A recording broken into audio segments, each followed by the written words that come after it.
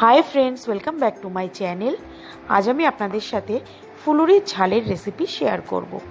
এটা আপনারা গরম ভাত বা রুটি, পরোটা যে কোনো কিছুর সাথেই সার্ভ করতে পারেন। ফুলুরির রেসিপিটা আমি কিছুদিন আগেই আপলোড করেছিলাম, যেটার লিঙ্ক আমি আমার ডেসক্রিপশন বক্সে দিয়ে দেবো।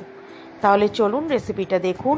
ভালো লাগলে লাইক করবেন, শেয়ার করবেন, আর আমার চ্যানেলটাকে সাবস্ক্রাইব করে আমার পাশে থাকবেন। আমি এখানে যেই তেলে ফুলুরি ভেজেছিলাম সেই তেলটাই নিয়ে নিয়েছি। এতে আমি একটা তেজপাতা আর 1 টিস্পুন সাদা জিরে দিয়ে দিলাম। জিরেটা থেকে যখন সুন্দর ভাজা ভাজা গন্ধ বেরোবে, আমি এতে দুটো আলু ডুমো করে কেটে অ্যাড করে দিয়েছি। এই আলুটাকে আমি লাল করে একটু ভেজে নেব।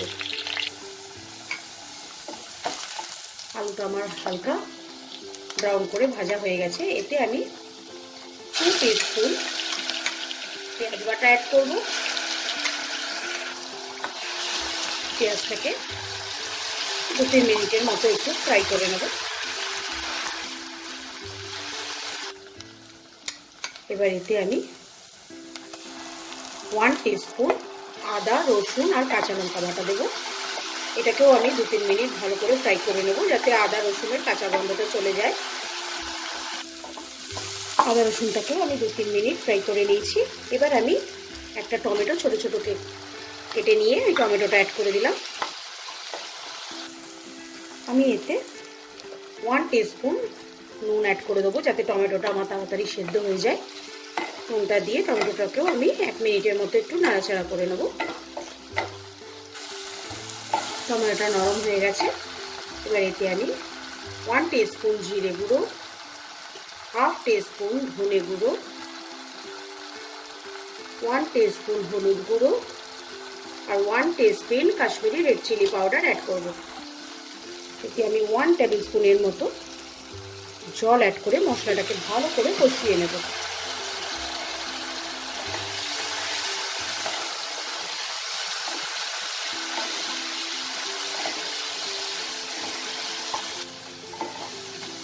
মশলাটা খুব ভালো করে আমার কষানো হয়ে গেছে। এতে আমি এবার জল অ্যাড করব। জলটা আমাকে একটু বেশি অ্যাড করতে হবে, কারণ আমি যখন ঝোলের মধ্যে ফুলুরিগুলো ছাড়বো তখন অনেকগুলো জল সোক করে নেবে। ঝোলটা আমার ফুটে গেছে।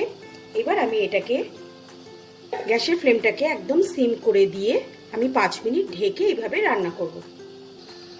5 মিনিট পর আমি ঢাকাটাকে খুলে নিয়েছি। এবার আমি দেখে নেবো আলুগুলো সেদ্ধ হয়েছে কিনা।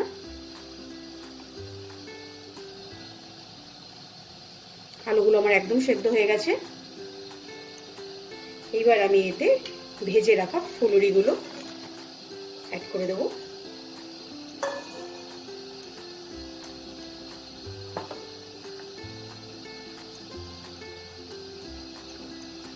এবার এটাকে হাই ফ্লেমে আমি 5 মিনিট ফুটিয়ে নেব।